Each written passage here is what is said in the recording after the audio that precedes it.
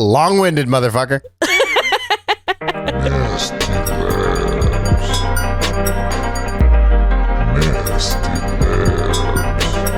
Welcome to the Nasty Labs podcast, part of the HyperX Podcast Network. We're a podcast from game studio Chuhai Labs where we talk about games, game devs, Japan, and whatever else comes up.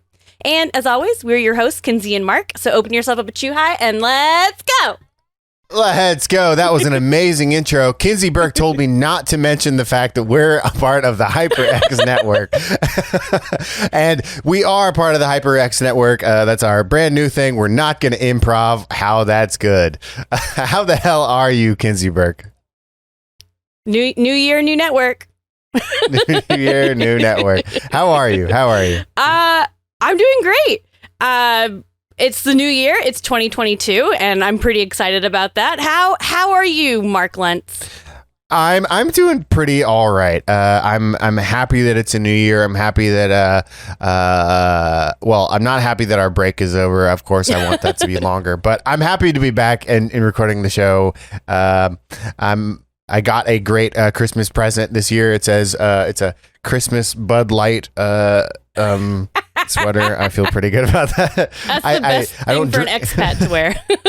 Yeah. Oh yeah. Like the person that got that for me, I almost cried. I'm like, you know me. Like, thank you. I don't even like Bud Light, but I just like the trashiness of it. Yep. Yeah, I had a great New Year's. We had a small little gathering over at the office. A bunch of us got together and we did the countdown. And we had planned on going to the Shimogamo Shrine. We planned to go. I'm using the word plan really strongly. We plan to go to the Shimogamo Shrine to have sake and go sit by the bonfire and kind of think about what we're going to do in the new year and be with our closest friends. However, we drank a lot and then we didn't go. We just took shots all night. Oh yeah, we didn't go anywhere. Yeah, it was pretty fucking fun. How was your break? What was the highlight? What was New Year's? Tell me the whole thing. So my break was interesting because the holidays were great. On Christmas, I went to my parents' house, and New Year's, I had a really small get together with some friends. But like during the break itself, during the week, it snowed in Seattle, and like it doesn't really snow that often in Seattle, and it like snowed so much that it was like I probably had like 6 inches on my patio, which is crazy for Seattle, and everything was covered in ice. So like my idea for the break was I'm going to get so much shit done for this move. I'm going to take stuff to like get it to sell it or to donate it. I'm going to take this other shit to like the garbage dump. Like I had a plan, and then I couldn't drive the whole week. Wow. That's so cool. It was like, crazy. All right. When was the last time it snowed that you can recall? It usually snows every year, but Seattle snow, it's like it snows and everyone's like, oh my God, it's snowing. And we get like 1 inch and it's like sticks a little bit. So it's there in the morning and then it's gone. Yeah. But like every few years we have like a big snow. Yeah. It basically doesn't snow. And like, I haven't seen a snow like this in a long time. Cause even if we have like a bigger snow in Seattle, it's always like one day where nobody knows if they can drive. But this was like a week. Wow.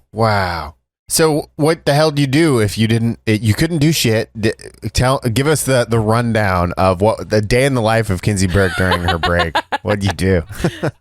I pretty much just did a lot of walking around because it doesn't snow that much around here. So like snow is pretty.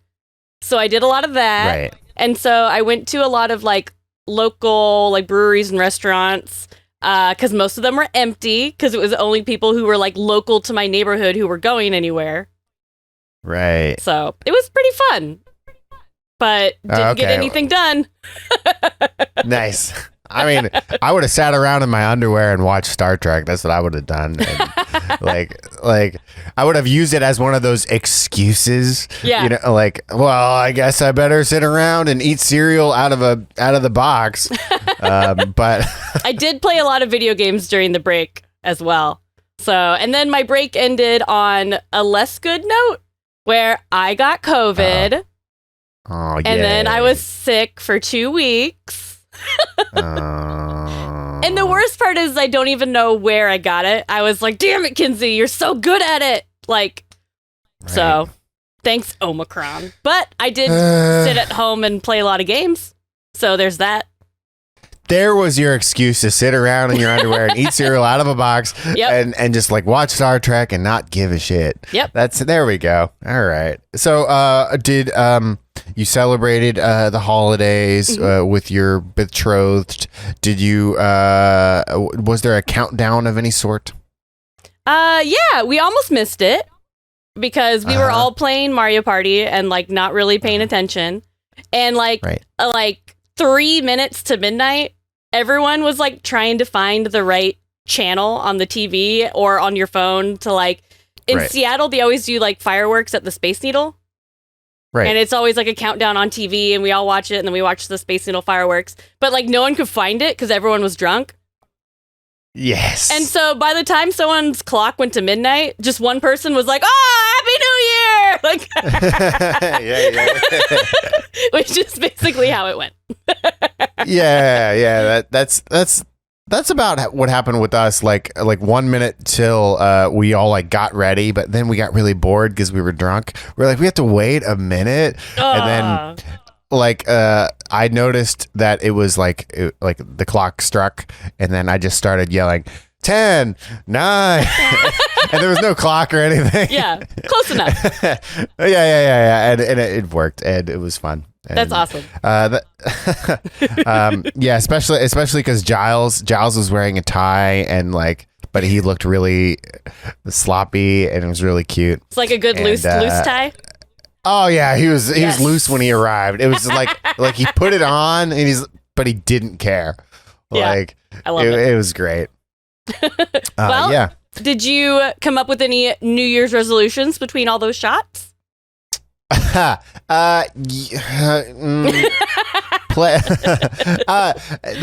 really put me on the spot. I did come up with one that's private, and I came up with another one that I'm going to buy 2 games a week. And I know that seems weird, but I'm gonna buy 2 games a week just to like, one, check out what other people are making, and 2, I need to play more games because I really need to dedicate my life to playing games if this is the thing we do for a living. So. Right? Yeah. I mean, I play a lot of games. I do. It's just I need to play a wider variety. I won't play Mario Party. I need to play games like it, though. I need to do it. God, I need to. Mario Party. I just need to be aware of the crap that you like. You know, I need to... That sounded like I don't like those games. What about you? I'm going to put you on the spot. Did you come up with some bullshit that you're not going to do this year? I did. And I'm pretty sure this was also my New Year's resolution when I was like 18, but that's cool. I mean, better late than never. Okay. And that was to actually fucking learn Japanese. Oh, okay. And I'm so bad at it. Do you have plans on like how to accomplish that? No. Okay. Tight. Yeah. Well, of course we have our classes every week. We have a teacher through work that we use, and she's amazing. And she just started a Patreon. So I also jumped in on that because I like the way she teaches. Nice. So I was like, well, this is like a little bit like double information, but from the same person. So it might like work out really well. And then I'm actually starting to use WaniKani more because I kind of use that in waves where I'll use it a lot and then I won't touch it for 2 weeks. Sure. And for those who don't know, WaniKani is a program for learning kanji. And there's a few things I don't like about it, but for the most part, it's the best one I've used so far as actually feel like it works. Like when I see a kanji out in the wild, I'm like, I know that one. Like, and that's a good feeling. And the more and more that'll happen. And I think this is the year I'm also going to get to Japan. It is. It is. It is. And I think that'll help too. Just being like using it all the time because sitting at home, like Tony, my husband, doesn't speak Japanese. So like, right. Who am I going to talk to? Yeah. No, I mean, like my wife doesn't speak Japanese. I mean, she does, but like it's not like we speak it together, and Right. because she's foreign, and of course, the only place I use it is when I go to stores, but because we're all on lockdown, basically. Mhm. You know, I'm literally only using it at the convenience store or at the grocery store, and I'm just saying, no, I don't need a bag, thank you. Right. That's kind of that's where I'm at right now, because like there's no real reason to use, like not real reason to use it. It's just like it's hard to, especially for you. You're not in any situation where you would use it outside of like lessons and stuff. Yeah, totally. But I wish I don't really have a game related one because I feel like I do play a lot of games, but You do. I need to beat games. I'm also not always good at that. I'm good at starting games. Oh yeah, that's a good point. That could be like I will beat it. You don't have to, but even that's kind of bullshit, because I read this article a few years back. Man, I want to get into it. I don't give a fuck. But I read this article, and it was just saying like you don't have to beat games. You have to play them until you feel like you've done enough. Yeah. Yeah. But I do agree that like I do want to beat more games and like not leave them hanging. I'm okay. That one's weird. Yeah. I'm gonna think about that. I also have a really bad habit of like, for example, when I played Assassin's Creed Odyssey, I loved it. I played it for like a month or more straight, basically, is what it felt like. And I didn't beat it, but I loved it. It was more that I have like a tendency to like, once I get so far in the story where I'm pretty sure I'm almost at the end, I'm like, okay, I'm going to put this on hold and I'm going to go do everything else. Right. And eventually that everything else is what gets boring, because in my head, I'm like, I have to discover every single one of these Greek islands. I have to get every single lookout point. I have to get all of the collectible. Like, that's how my brain works in games like that. So then eventually I fall off the boat like that way, and then I don't beat it. When I honestly, if I fired it up right now, I feel like I would play it for like 1 hour and beat it if I just went and did the story. Right. Yeah.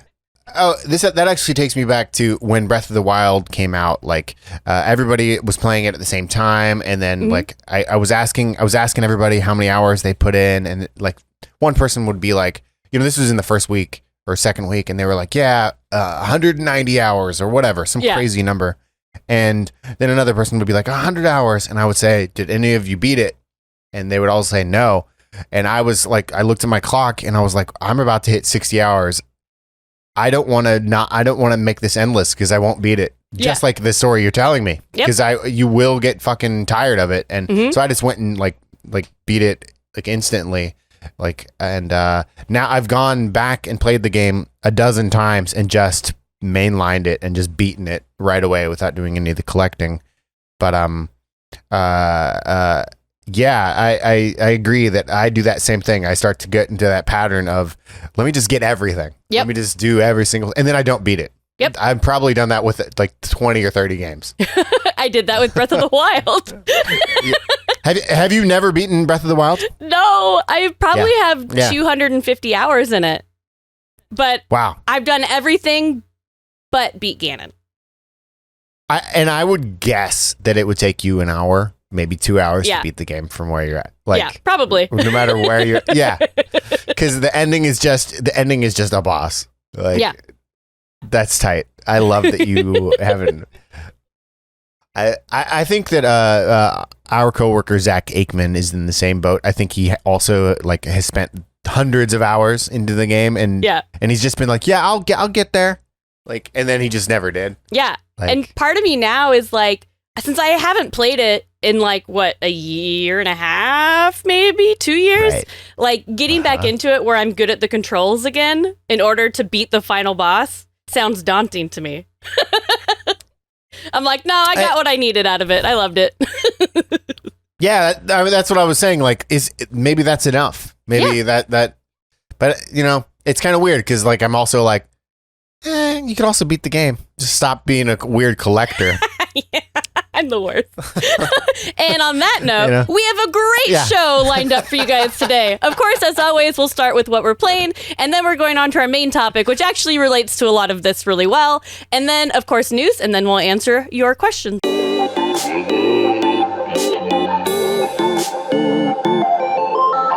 And now it's time for What Up, where we talk about what we're playing.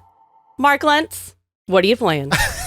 What am I playing? I am playing, let's see here. I just crossed the 50-hour mark on playing Spelunky on the Nintendo Switch, but that's not what I'm here to talk about.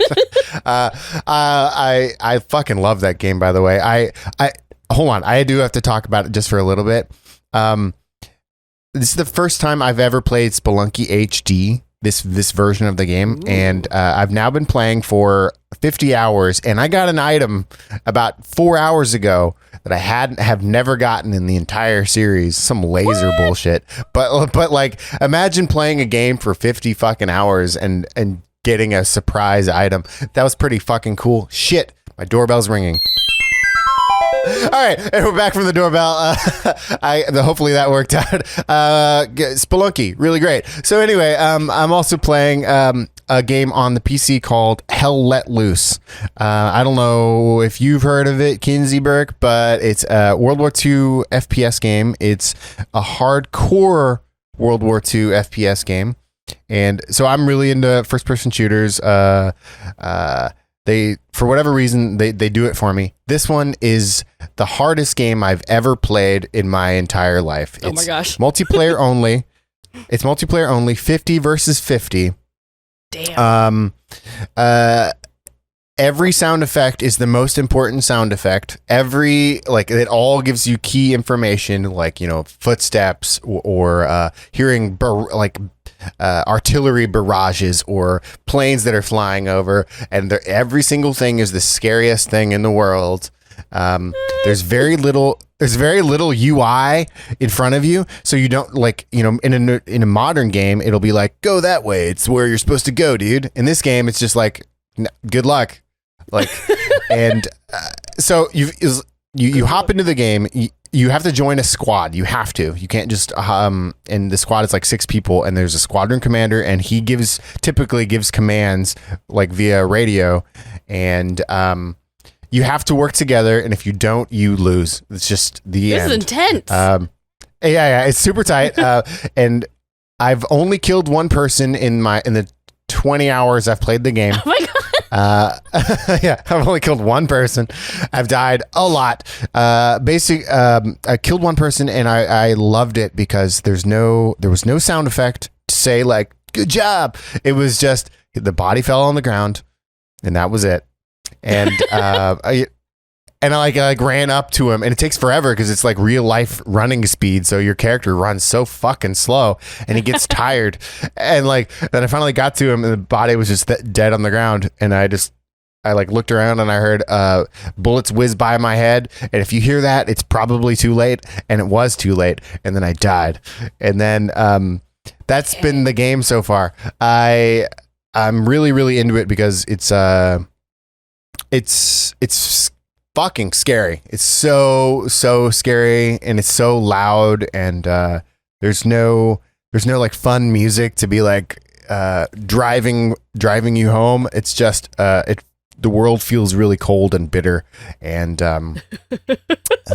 yeah, it's the opposite of Halo. Halo is this fun, like, go get them, let's blast them, boys. It is everything about it. It's not like Call of Duty where it's like pro war or something. And this is just, sorry, the world sucks, and I really like it. That's what I'm playing right now. For people that like FPS games and like hardcore games, think of Dwarf Fortress or some like ultra hardcore game plus first person shooter. It's the hardest game I've played. I'm for it, and I will play with anybody. Add me on Steam right now. Helpful Mole is my name. I'm so scared. I need to play with people. Okay. Kinsey, Burke, what the hell are you playing? Man, that game just sounds so intense, and my game could not be more opposite of that game. Okay. Yeah. And yeah. this was also the like right game at the right time. Like when I was sick with COVID, I didn't really like want to do a lot of moving at all. Right. So I played Unpacking. And Ooh. I played it on Game Pass, but I played it like on my phone with like it hooked up to a controller. So it was just kind of like when I like sit on my couch and play like a handheld game, like in a blanket, like it felt like that. It was like all cozy. And basically what this game is it's exactly what's in the title. You're unpacking somebody's stuff. And what I think is really cool about it, which I did not expect, I honestly thought it was going to be more of like, oh, it's just satisfying to put things away kind of game. But it like tells a story through the things. Like the first time that you unpack, they have like a lot of toys and stuff because they're really young. And then like it'll be like the first time they go to college and you get to see what they took from their childhood home with them. And it'll be like first time moving in with a boyfriend kind of thing. Shit. And then they break up. And it's like, so that's pretty cool. Okay. It's really cool. And it goes all the way through to when like this person you're unpacking for finally like settles down and has a family. But it's so cool that like, then you can see what they brought. It's like some items stick around the whole time, some don't. Like just the same thing. Like I'm sure I still move around stuff that I originally took from my parents' house the first time I ever moved out. And it's just, I didn't expect there to be like storytelling in this game at all. And especially that way, like there's no dialogue, there's no people. All you're doing is unpacking their stuff. Okay. So I have some thoughts and I have some questions. First, I had no idea that it had that narrative element. As soon as you said broke up with the boyfriend, I kind of resonated. I was like, oh yeah, okay, now I see. Yeah, because like, yeah, that could probably hit pretty hard, and because we've all been there. You know, most of us have been there, and like. What do you take? What do you will live with that person for so long, and then like it all amounts to what in as far as stuff, right? You know, that seems that's pretty cool. Did you complete it? I did. I played it all in one sitting.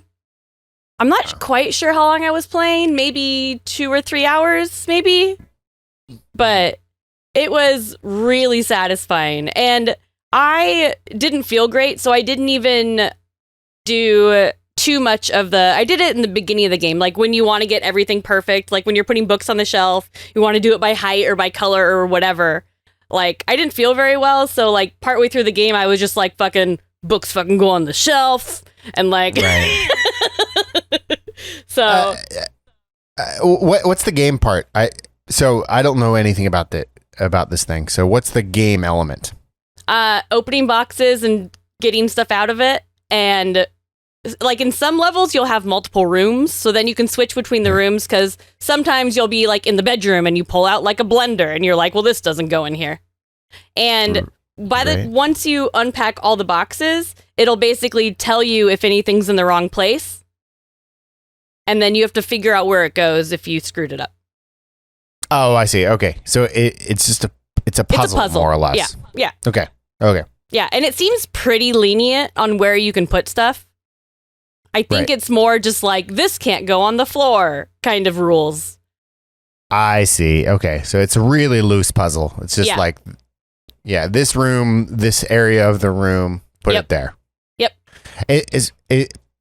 Would you have to follow any of the rules besides of like on the floor or not on the floor? It just because it's mostly about narrative, right?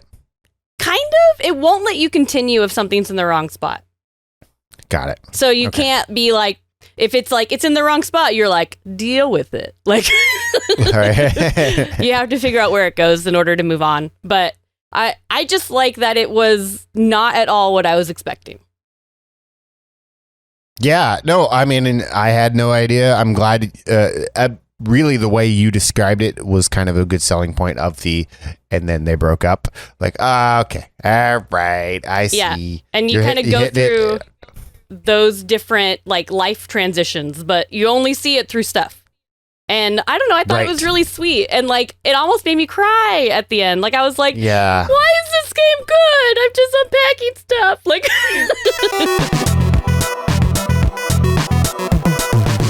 all right. And now on to our weekly topic, and has to do a lot with, you know, I was stuck at home in the snow, stuck at home with COVID. Omicron's going crazy. So what are people doing? They're not going anywhere. We're playing online games, and that is our topic for this episode. And online games to play basically during like your online friend hangs that, I mean, especially, you know, during COVID and lockdown and quarantine and all these things. Like, I think, especially for me, learning how to hang out a completely different way, because I very rarely hung out with my friends like all on Zoom or on Discord and like hung out that way until the pandemic. Sure. And like trying to figure out what games work best in those situations was really fun. Did you do a lot of online hangs, or are you doing a lot of online hangs?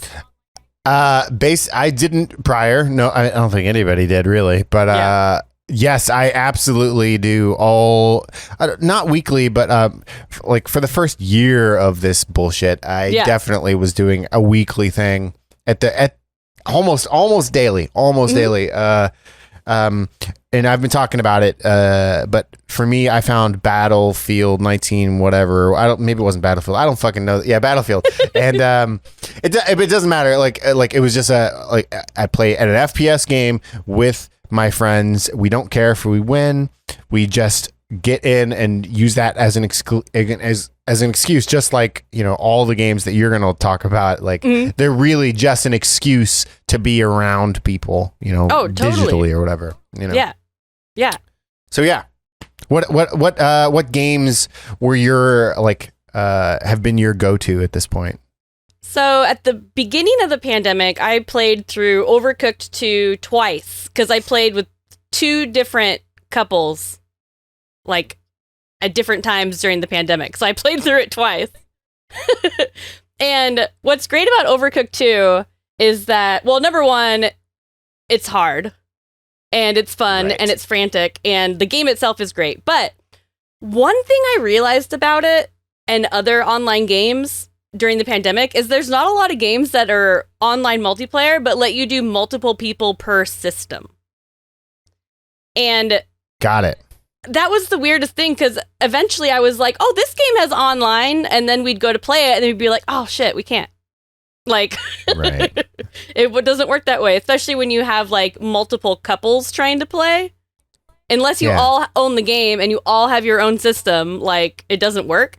So Overcooked 2 works great for that. And one that's kind of like just become like an all reliable, and it's great because even people who like don't play games can play it, is Jackbox. Like, I even got my parents to play Jackbox, and they are like not video game people. Like most of the time they're just like, oh, I don't get it, I don't want to play. But they all like my mom kicked ass at Quiplash. She kept winning, and I was like, where did this come from, Mom? Like, and Jackbox is great because like not everyone even needs to have a system. You can play with your phone. Like, what I was doing a lot during the pandemic was I was using my like Elgato and streaming setup and plugging that in through like either Zoom or Google Meet. And so, and I would log in on one computer as the game. So then one person basically on the screen is the game. And then on my husband's computer would be our picture. Wow. Where we're actually like talking and hanging out. And then we'd play that way. And it was so much fun. Oh, that's really cool. Yeah. And it worked out like really, really well. And because we also found that Twitch has a delay. So like, I think like some of the newer Jackbox games in the settings, they do have a thing that allows more time to compensate for the delay on Twitch. But for just like a impromptu hang, Twitch didn't really work for Jackbox. But we've been playing hella Jackbox. Have you played Jackbox? It's like, I love Jackbox. Yeah, no, I love so Jackbox. Fun, and it's so easy to set up. Like you said, like the fact that moms can play it, or anybody, you know, like so seamlessly. The fact that it's on your phone and all, like, I'm not good at these kinds of games. For whatever reason, they're really hard to me. But like especially drawing, like any drawing element, I'm toast. But I love the drawing ones because like there's normally like one or two people in the group who are decent at art, and everybody else just fucking sucks, and it's hilarious. Like we played a little bit on New Year's. And it was funny because our New Year's, there was like 3 couples and then 2 of the people have kids. So like we were also playing with children. I could not tell you which of those drawings were by the 10-year-old and which of the drawings were by the 35-year-old. I couldn't tell you. That's so tight. Yeah. And like, I don't know. I just love those games so much. And although it did come out a little late in the pandemic, also Mario Party Superstars, because the other Super Mario Party, which was the one that came out before that, didn't have online, and they tried to slap it on later, and it didn't really work at all, and it was kind of terrible. But the new one works great. And great. Mario Party I personally love Mario Party. I know so many people who are like, oh, it ends friendships. And I'm like, they weren't good friends to begin with. Like, I love it. Tell me about the new Mario Party Superstars. Talk to me as though you're talking to someone who hasn't played Mario Party, who's played it once in the last decade, okay? Okay. Talk to me like that. So what I love about Mario Party Superstars is it's basically like a remake of like the older Mario Parties. So it has it has levels from like Mario Party 2 and all redone, but it has mini games from the 64 era and the GameCube era of Mario Parties. And you can also like mix and match. Like you can go into the mini game settings and be like, I only want to play mini games from the 64 version, or I only want to play mini games from the GameCube era, or I only want to play mini games that are like this. Like, and it's like so cool. I think it's a big like nostalgia thing for me though, because I played so many of the I played every single Mario Party game, like, and on the 64 and on the GameCube, it was just so much fun. But for those of you who don't know, even though I'm pretty sure you all do, Mario Party is basically like a big board game where, you know, you pick your character from the Mario universe, and then you like roll dice and move the spaces, and the spaces mean different things, whether it's like, you know, you get an item or you get to steal shit from somebody or whatever. But I love it. And the fact that this is just a remake of the older ones, it makes me love it even more. Oh, it's so good. They kept in that mini game that we've talked about on here that destroys your controller. They kept it in. Yes, but there's a warning this time. They kept it in. Yes, but there's a warning. I'm for that response. I'm for that. Do you foresee yourself playing that game more? Have you beaten it already? Can you beat it? Have you unlocked everything? Can you unlock things? I don't know how it works. I haven't beat it yet. I think I haven't quite played all the maps yet. Mostly because I really only play it when people are around, or if I can play online with someone. But I did find out that one of my friends who I typically do online hangs with just got it. So it's another person I can play with, and I'm very excited. You're going to take him or her down. And Birdo, she's coming for you. Yeah, Birdo is back. And Birdo, my favorite Mario character, who was not in Mario Kart 8, was not in Super Mario Party, has just been getting like the shit into the stick because Birdo is fantastic. But she's there. Birdo's pretty cool. Yeah, it's my favorite. Right. I think you should get a Birdo neck tattoo. Birdo on one side and then like an egg on the other. Like she's shooting it out of her nose. Yeah. Wait, is that her nose? Is that her nose? Is that her mouth? I don't. But then is she barfing on you or snotting on you? That's what I always thought. I always thought she was her reproductive hole, because it's an egg. Reproductive hole, bro. All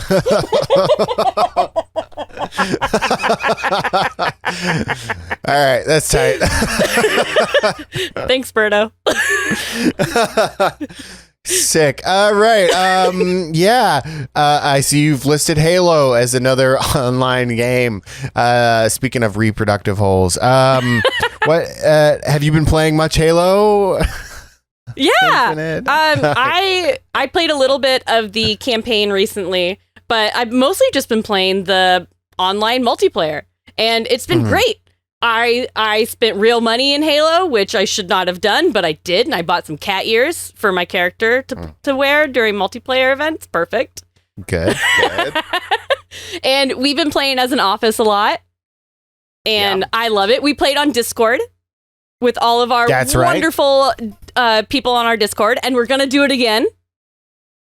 We're gonna do it again. That's right. It was pretty fucking sweet. I gotta say, Halo is probably the best multiplayer game, like this kind of player party game that's come out in a long time. I know Mario Party's probably super fun, but there's something just absolutely chaotic about Halo, and it's the fact that anybody can join. They can just hop in your game. Is just so exciting, and it's so fun. Yeah. Like, there's something about Halo that I can't quite put my finger on, but it's just so silly.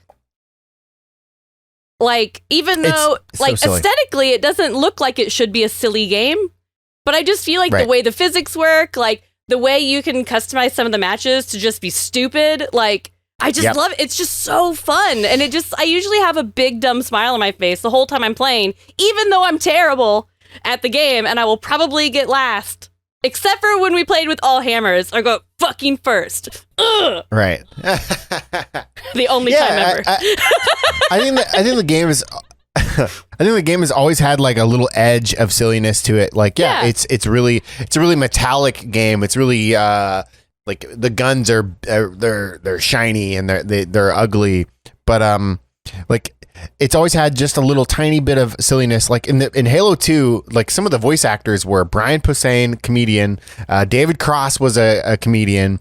Like, these are just needless voice actors, and yet they've got like silly, famous comedians. Yeah, just saying random lines that like for no reason. Or when you're playing multiplayer and the double kill, the triple kill. Yeah, like it just adds silliness to it, and it's a lot different than Battlefield, where you just kill 3 people and you just keep going, and they're faceless. But this adds like a and the I forget what they call it when you well, anyway, you can teabag people, and that's where that's from. And that's just this. It's just a silly game, and this is kind of the perfection. This might be the game of the year for me. I don't know, but it's so good.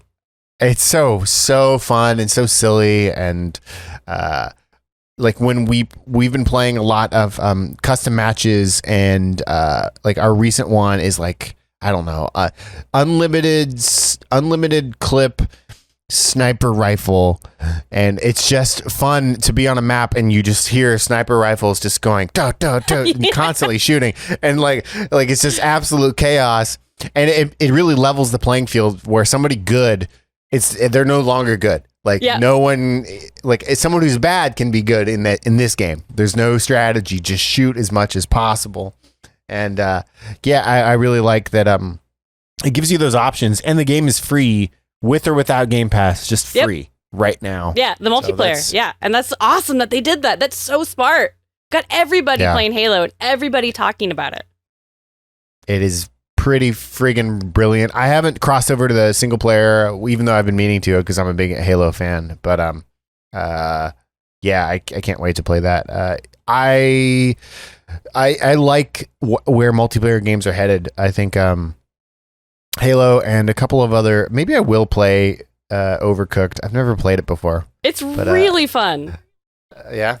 And I've been playing it a lot with like me and my husband and then another couple, because something about that game and couples, I don't know, man, throwing each other under the bus. It's so good. It's so good. Because then it's like the fights are all hilarious too. Like, if you like lose the level, you're like, I told you to get the buns. And they're like, what? Like, and it's always the fights are really dumb, and I love it. All right, cool. Is there any other multiplayer game that you're tearing through right now that brings you and friends together? I think the only one I've really been playing is Destiny 2. But as those on the podcast know, I have a problem. But I will say, I haven't been playing it much since the holiday thing is gone. Like, Destiny 2 does a good theme. I love it so much. But at least this year, they are doing the Bungie 30th anniversary thing, and that's still going, and that's fun. So I might play it a little bit more without a theme, but we'll see. But I played it a lot during the Dawning, was what they call their like holiday Christmas event. And you can throw snowballs at people, and it was great. Finally. Finally. And I leveled my snowballs all the way up. So of course you then did. My snowballs also do stasis damage, and they freeze the enemy, and they do area of effect. God, those are good fucking snowballs. Wow, that sounds like a cool game. And your husband plays a lot of Destiny. How many hours a day would you average out that you think he plays? Oh man, that's a good question. I don't know. A lot of times I just feel like when I'm working, because I work a little bit late into the evening because of Japan time, and I can see him sometimes in the background of my Zoom calls, and I'm like, loading up Destiny. Like, and then he'll typically play till way too late, way past like when I've gone to bed. So I'm sure he has a stupid amount of hours in Destiny. And the weirdest part is I feel like he has so many hours, but then I'll see like other players, and he's probably like his like season level is like 150.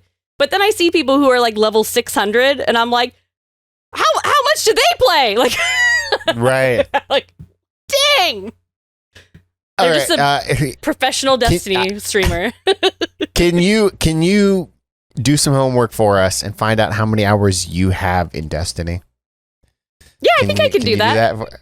Yeah, because that would be exciting. I want to figure out. I want to guess. I want to know how many years you've been playing it, and then I think I want to guess within like 50 hours, because I'm guessing this number is fucking huge.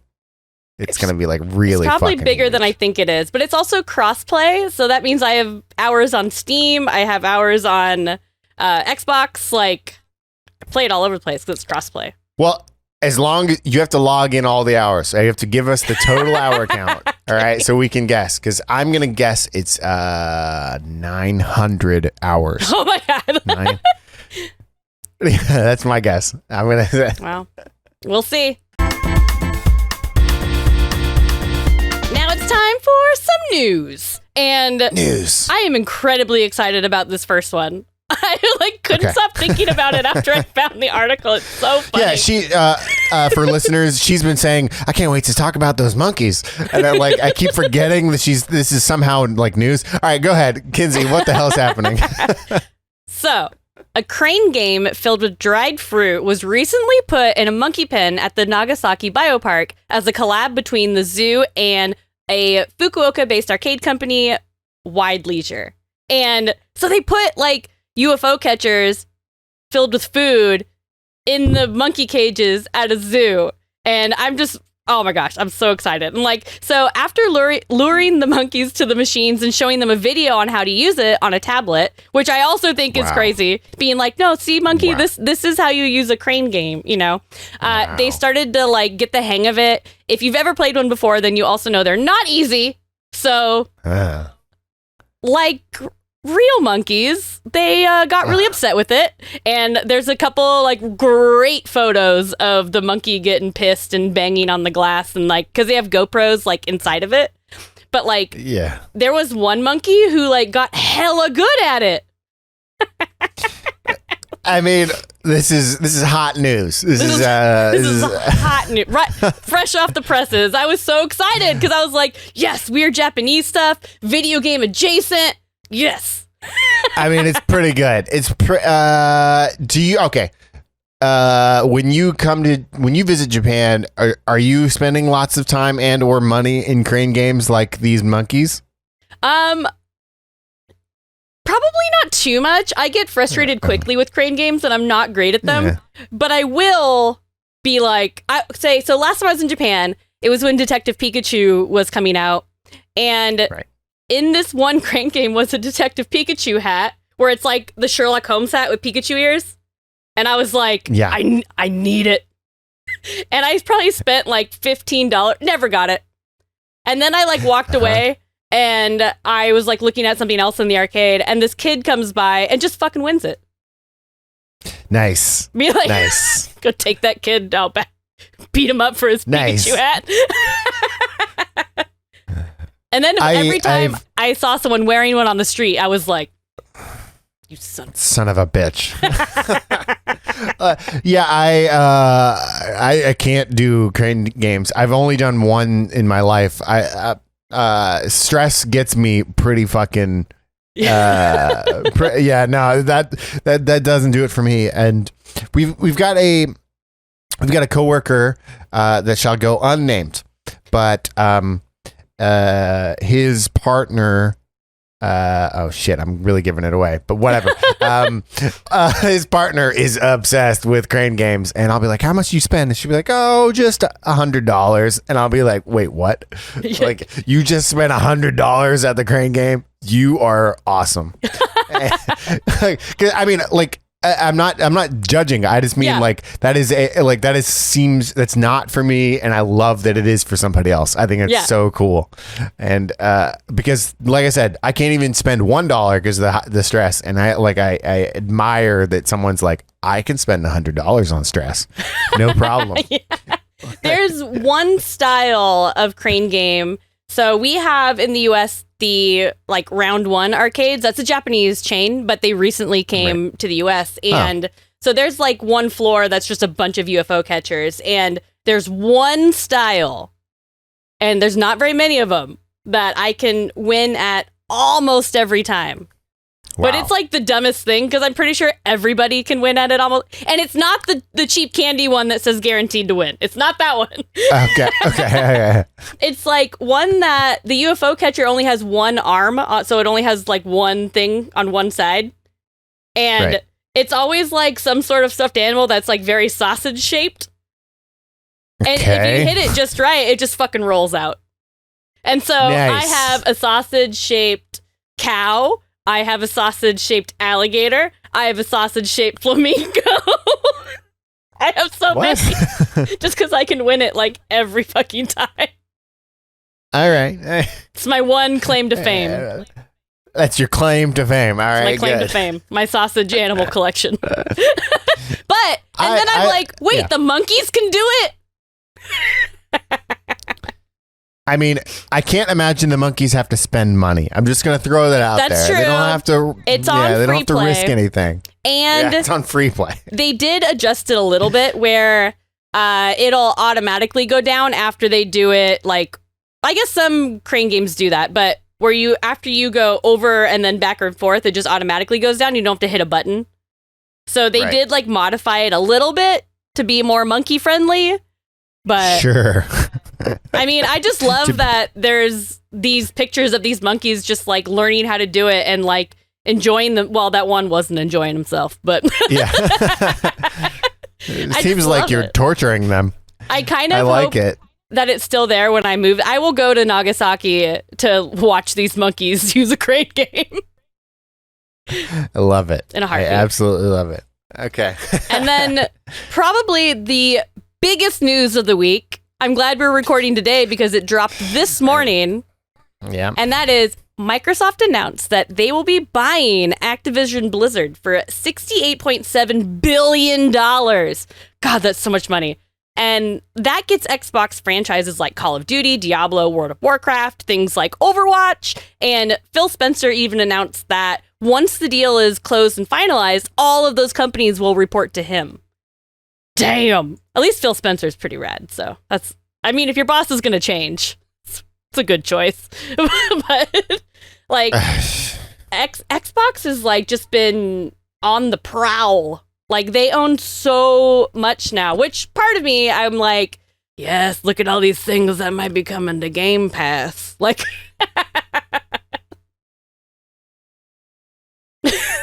it's crazy. But I wonder. Yeah, it's everything. Yeah. And one thing I didn't know, actually, is like Activision also owns the game developer King, which is a mobile developer that does like Candy Crush, which is a very profitable game. So, yes. Damn. They just got so many like legendary IPs in like one thing. It's crazy. And that's a lot of money. Yeah, I mean, I would hope for $68 billion they get a lot of legendary IP. Yeah, but like that's like infinite. This is like the biggest purchase in video game history, right? Like by like a long shot. It might be. I'm trying to remember. I know like the Zynga buyout was also really huge. I don't remember what that number was, but this has got. There's no way it's as big as this. Is crazy huge. This is like bigger than Marvel, like, bigger than, I mean, cool. Yeah, I mean, it's great and it's bad and it's great and it's bad. Like, of course, there's a lot of good things that come with it, and there's a lot of things that are, a little questionable or whatever. But Microsoft suddenly bought like 25,000 employees or something, some crazy number. Yeah, it's crazy, and. At least I'm hoping that, like, Phil Spencer was one of the first, like, basically, like, AAA bigwigs to speak out against what was happening at Activision Blizzard with all the harassment. And so now that all those people are reporting to Phil Spencer, since he's the one who was like, no, that's bullshit. Like, people should obviously be treated well at their work. And, like, all of that. That should be an obvious, but apparently it's not. And having that as your boss, he's got to clean it up. He's Phil Spencer. He's got to. I mean, it's a lot of employees to clean up. It's a lot of asses to wipe. It is. It's a lot. It's going to take a Herculean effort, but I love Xbox. Let me just put it that way. I do love Xbox, and I love what Microsoft is becoming. But I'm also like skeptical of mega corporations that are buying other. Like they're not good entities. They're our friends. Right. Like they're answering to shareholders. So this isn't good or it's not bad. It's just another giant scary thing. I do like Phil Spencer though, and I like all my friends over at Microsoft. Shout out to all my friends over there. Don't get fired and don't get laid off. That's my please don't. Because all right, now I'm going to be a little lefty, but like there's going to be like some layoffs for sure. Like that's a lot of people. I wonder what they're going to do. Because that not only did they're also buying a PR disaster at the moment, and like the stock price is low. So like I really wonder what's going to happen, if they're going to try to turn it around, maybe shut some of the internal stuff down, keep it going. Who knows? We'll see what they do with that purchase, because it's really big, so you think they wouldn't shut too much down. But no, I mean, but ultimately, they're just buying IP. They're not. It doesn't matter about anything else, really. At the end of the day, it is interesting that the biggest game company, Microsoft, or I don't know what you'd call them, but like one of the biggest game companies buys the biggest third-party studio, like the absolute biggest. Like this, it's very strange. It is definitely. It's like a country buying another country. Yeah. It's like it's just kind of scary, and I do see good things coming from it. A lot of good things. Mm-hmm. So I won't be super skeptical, but I have to be a little bit. I don't know. In not news. Yesterday, the Game Awards tweeted something that I thought was pretty exciting, so I wanted to throw this out there. I'm gonna have to zoom in here with my manual zooming. The Game Awards tweeted, name a famous IP and developer you wish would make a game set in that world. And the reason I wanted this to be news, Kinsey, is I thought it was pretty fun. It was a little fun little thought experiment, and I wanted to see if you had any ideas on a famous IP that you would give to a famous developer to bolster up. If you had any wild hairs, what would you do? Oh my gosh. I was thinking about this today, and I was having a really hard time because there's just so many things that would be so awesome. Oh my gosh. Right. Like, I want to see, like, maybe like an Elder Scrolls type game, like a Bethesda or an Obsidian type game, but done in the art style of like Ni no Kuni or like the Ghibli art style. That would be awesome. Or even like taking the idea of like, I feel like it's almost like a mashup in a way. Sure. And like, I just keep thinking like, I'm like, what can I pair with Katamari? Right. No, absolutely. Yeah. Like, so I'm going to list off like a couple that I was thinking about. Like, one of our shared favorite games is Diddy Kong Racing. Love it. And I was thinking, all right, Diddy Kong Racing, it has to come back, but who would I want to lead the project? Oh, right. Okay, here's a weird one. John Romero. Now, you might say, why on earth would I want John Romero to do this? There's something about like his like bizarreness. And I was thinking, all right, John Romero, and then we get Disaster Piece to do the music.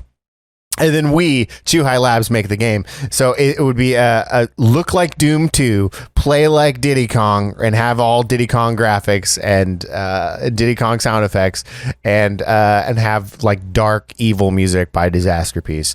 That's my idea of a perfectly bizarre mashup. Oh my gosh, I love it so much. and like another one I was thinking about was like Fallout, like it's one of my favorite series, and like it'd be really interesting if, and this isn't really a game developer, but like if Dan Harmon and Justin Roiland from Rick and Morty were the writers, like that would be an ultimate pairing, because I know that they play Fallout, like they play it a ton, and they're like my favorite writers out there, so that could also work. Did you have any other ones, or can I just keep on riffing? Because I got one more. I got one more banger. Go ahead. Right. Yours are so good. So I'm just like, fuck, I can't think of anything that's that good. All right, this is the one I'm saving my best for last. Super Mario 2 is my favorite Mario game, and I was thinking, okay, Phil Fish, Super Mario 2. I know that sounds weird, but like it has the colors of Fez. The 3D-ishness of Fez, and with Mario 2, that already seems to work in my brain. And then I want to get the developers Doinksoft, the Eugene, Oregon Devolver second party developers, to make the game. They made Gato Roboto, and they made Devolver Bootleg series. I really like those guys. They make weird small games. And then I want to get Hip Tanaka to compose it. Hip Tanaka made all the music for the Mother series, just some weirdo music. I want Mario 2 to be set in the dark world. And I want the game to be called Mario 2 2. All right, it's like Mario 2 TOO. Mario 2 2. Or whatever. Okay. That's my awesome news. That's not news at all. But I thought it was a really interesting tweet, and I saw a bunch of other exciting like concepts. I saw other people tweeting about it, so I thought it was at least worth talking about. Yeah, I just keep thinking of like different art styles that I love and how they would like go really well in some other kind of genre. Like if there was a game like Poppin' Music, but Keita Takahashi did the art for it. And that would be awesome. Yeah, it makes sense. Now it's time for Call Me Up, where we answer your questions. And if you ever want to ask us a question, just hop on over to the Chuhai Labs Discord, go on down to the Call Me Up thread, and ask it there. And we really like answering questions about food. I think that's our favorite. But I mean, you know what? Games are also great. Right. And actually, the first question is for Mark. And I shit. am really excited to hear the answer to this question. So why don't you go ahead and start it off? Okay. All right. A question for Mark. Can you tell us about writing Million Fucking Bucks? It's my favorite song from the Carve soundtrack by far. That's really nice. Thank you for saying that. Yeah, Million Fucking Bucks. That's a song that I wrote back in 2014. That's by the way, thank you for saying this. I'm gonna Tavenbo. That really makes me feel good. I wrote this song back in 2014 on a project I did called The Year of Song, and what I was gonna do for that project was I was gonna make a song every single day, and I got to 35 days and then I gave in. But there was 35 songs and a bunch of them were good, and this is one of them. And I was really depressed that year, and I was like, all right, I'm just going to write a song until either I write a song for every day for a year, or I write a song until I'm not depressed. Mm-hmm. And I came down the middle, and I was like, all right, I'm not depressed, and I'm also tired of writing fucking songs. This is really fucking hard. But I don't really know what to talk about. I wrote it in Korea. I wrote it. It's been featured in like a couple of movies. That's awesome. Yeah, I don't know. It's just like it's just something that I don't know about my writing process. It's just I usually just sit in front of I play a guitar and I'm like, oh, that's good. I'll just record that, and that's kind of how it all happened. I'm really taken aback that someone would ask that question. So I don't really have anything for you. Maybe I'll think about it some more, because that one's hard for me, talking about processes and shit. I appreciate that. Okay, Kinsey, you go.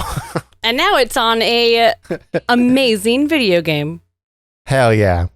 So, I mean, that's pretty fucking rad. Like, yeah. I know everyone has different processes for being creative, and sometimes it's hard to, like, vocalize what it is.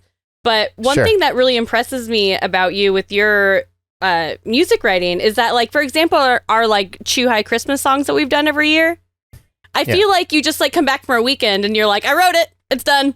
Yeah. And I'm always like, what? That would have taken me so long. Okay. Actually, You're giving me a little bit of inspiration on how to vocalize this. Yeah. So when I do anything creative, if I don't have it in the first like 10 seconds, I'll never have it. Mm-hmm. So for a song, for example, I'll like play 3 chords and be like, there's a song. I'm done now. The rest is all easy. But if I play for like 9 hours and can't get 3 chords, then it's like, I don't extrapolate. It's done. I didn't do anything, and I'll go play video games. And that's definitely the way it works with the Christmas songs, or this song too. Like, I'm sure it came in the first 3 seconds. Yeah, because otherwise I will just sit and play for 9 hours and not get anything. But yeah. Okay, next question. That's awesome. Yeah. All right, next question. This is why I told you to shut up earlier. What game are you guys looking forward to releasing this year? That's a great question. No, and you're gonna answer that, Kinsey Burke. So there's quite a few that I'm looking forward to. I'm really looking forward to Horizon Forbidden West. I loved Horizon Zero Dawn so much, and I'm also, of course, looking forward to Breath of the Wild 2 if it does come out this year. It's slated to come out this year, but like, given how little we've heard about it, I don't know. We'll see. It would not surprise me if it was actually 2023, which would be fine, because that means they're going to make it even more perfect. And there's these other games I'm really looking forward to, and they're very cat themed, which I didn't do on purpose. But there's, of course, the new Annapurna game, Stray. Right. That looks amazing. And then there's the indie game where Little Kitty, Big City. And God, that game looks good. It has like, you're like a little kitten that's like stuck in a big city and you really need to get home. But all the gameplay footage I've seen from it's very almost like Untitled Goose Game silly. Right. And I think cats are already silly when they like barely do anything. So yeah, I feel like I'm going to really love this game. Yeah. Those are all great answers. First, you took the Breath of the Wild. That's bullshit. So when I read this initially, I thought it was like, what games are you looking forward to releasing this year? I thought it was saying, what games do you want to release this year, and what are you looking forward to? And I was like, well, I mean, it's not that many, like all of them. But basically, for me, the full Playdate lineup is what I'm most excited about. That's a good answer. We're Playdate developers, and we are allowed to play other games on the season. And I'm gonna tell you that I haven't played any of them. I want to experience it the way that everybody will. I want to be as excited when the season launches. I want to know how everyone else feels. Like my mom's gonna get it on that day. I want to know how she's playing. You know, like. So for me, that's the biggest thing. I know that's so weird that the thing that I'm looking forward to most is an 8-bit-ish console, a monochromatic. That's what's going to be my biggest one by far. So I'm really ready for that. I'm really excited to see what other people have done with the Playdate as well. I can't wait to see how people utilize the crank, because I know how we've done it, but I'm sure people have thought about it in all kinds of crazy ways, and I can't wait. It'll be fun. Yeah. And next question is, what platform do you like working on the most, and which one do you like working on the least? Ooh. This one, you got to be real delicate when you answer some of these questions. There is a platform I don't like. For sure. And then there's I like most of them. Wow. I'm just going to dodge the second question. Mm-hmm. And I'm going to say Playdate is the platform that I like working on the most. That's a weird one. Answer. Yeah. Well, okay. You and I, we're not programmers, we're not developers per se, but like the reason that I like the Playdate the most, it kind of goes out of just the platform itself too, though. It's like the platform holders, like working with Panic is really, really exciting. They're really fucking nice people. Yeah. So that's kind of why I am so down on their console, so big with it, I should say. Like they. The fact that I email them and they respond, like that's so, like they care about us, and that's really, really exciting. And it's not that the other consoles don't, it's just that there's a lot of people that they have to care about, and it's harder to care. Yeah. They're like way bigger companies. So. Yeah, like and like my Nintendo Switch, we've had problems in the past, and of course when we email people, they respond. But it takes more time. Whereas if we have a problem on the Playdate, we say, "Hey, person, can you fix this?" And they'll be like, "Yeah, I can." Like it's like a direct line of communication, and that's really, really nice. I had issues once with my Playdate, and I asked the question on their Discord, and someone got back to me so fast, and then was like, "Hey, is it okay if we jump on like a video call and I'll just walk you through all of it?" And I was like, yes. Like, this is amazing. Like, yeah. And they were so nice. I know that can't last forever, especially if the console picks up. But like right now, it's such an exciting time, and it's it's a cool area of growth, and the fact that we've got a really strong relationship with them is really, really nice too. Yep. Like they're dope. That's my answer. That's your answer. We won. We both won. Yeah. I think the only thing I'll say about the second part, and I'm not going to say any names for obvious reasons. Yeah. But a few platforms have very archaic back-end websites. And it is frustrating. Yeah. For being cutting-edge technology, I'm like, damn, a better website. Yeah. Honestly, it is a few is a good answer. It's like actually, yeah. When I mentioned that to another friend who's a producer, they were like, "Oh, well, you should try this website. It's just as bad." Yeah. And I'm like, "Oh, well, maybe that's just how it is." So, I'm gonna shout out to Oculus Quest for being pretty all right. You know, like Yeah, it's pretty all right. You know, yeah, a few of them they've just been doing it a certain way for a while, and let's just say they've probably been doing it since 2006 like that or whatever. Yeah, and they kind of they said fuck it, you guys figure it out. Yeah. Yeah, a few of them, at least two. I think at least two. At least two. I love this. Next question. Yeah. If you could make any new peripheral for any game console, what would you make / want to see made? And I know we've had a question really similar to this, but I just really like stupid peripherals, so we're doing it again. Okay. I've got I've got one that I'm ready. I want. Okay, I live in Japan. I've got I take baths. Mm-hmm. I want a waterproof switch. I was like, where is this going? Oh yeah. Okay, don't be weird. I want a waterproof. What on earth do you think I was gonna like? Yeah, I can finally. It's a bar of soap and it connects to my console and I can clean myself. No. I just want a waterproof switch. Actually, that would be awesome. Like just for fun. Like for no other reason, but just to play video games while in the bath. That'd be cool. That's a really good idea. Because I've definitely been the person who has put my phone in a Ziploc baggie to take it with me into the bath. Yeah. And listeners, comment below what you think she was talking about when I said I wanted to take a waterproof. Because I want to know too. Yeah, dot. like wait the fucking.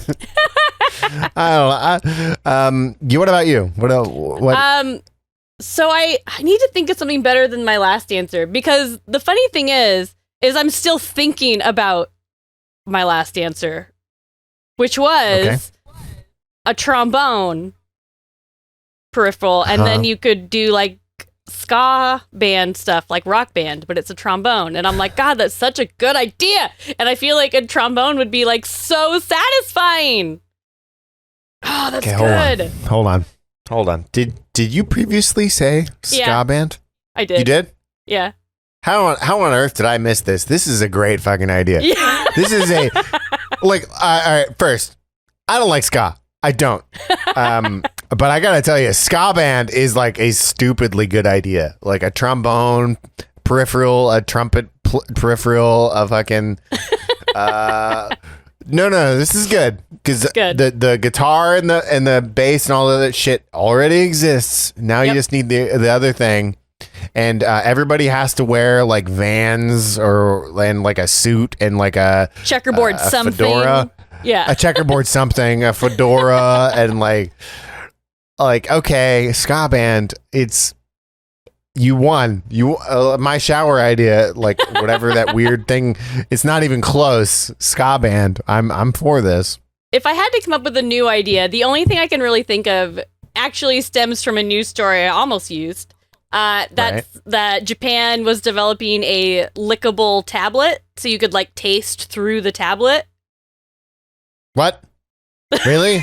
But I can just imagine something akin to the like Wii U gamepad. Yeah.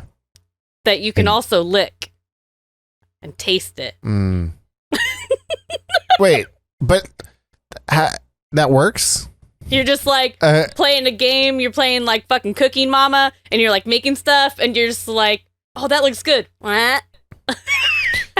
I mean, that's pretty cool. Okay, that's pretty cool. How does that work? Yeah. All right, but a ska band is tight though. That's like, a way better idea.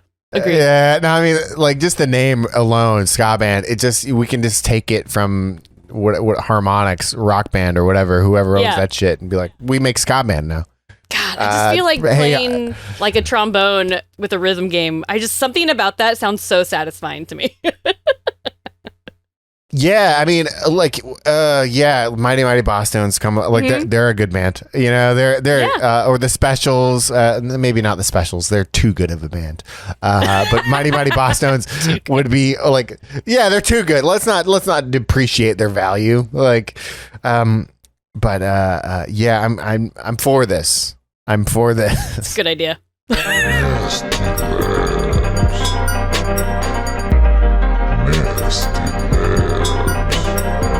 That's all the time we have for today's episode. Thank you so much for listening. This was so much fun. Pretty much the more that I can talk about monkeys playing crane games and Super Mario Party and trombones and ska music. Oh my God, it was so much fun. Okay.